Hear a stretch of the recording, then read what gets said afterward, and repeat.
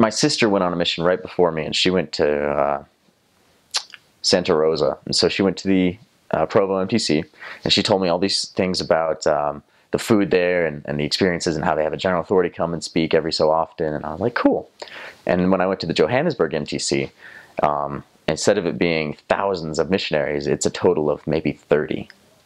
And the food is not quite the huge MTC cafeteria. You know, food is good, but it's definitely African. And so I'm sitting there, and the first day I look at this plate, and there's this big thing of white, and it looks to me like mashed potatoes. And I was like, excellent, I love mashed potatoes. And I get my fork, and I poke it, and it jiggles like Jell-O.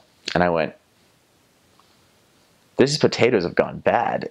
And the guy next to me, he's from, I think he's from Durban, and he grabs my fork and he throws it away, and he goes, no, you don't eat pop with your with a fork.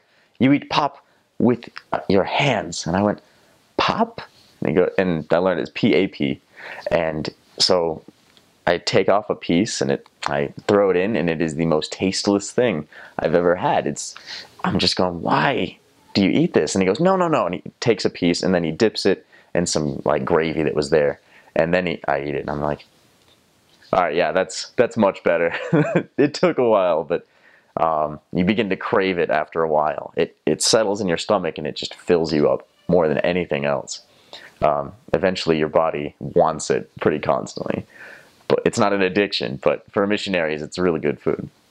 And in Zimbabwe, it's called sadza, and it's delicious eventually.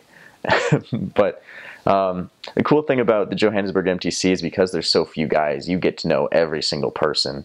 You get on a very first name or elder basis with everybody, and with I had President Christensen, who was fantastic. He and his wife were amazing.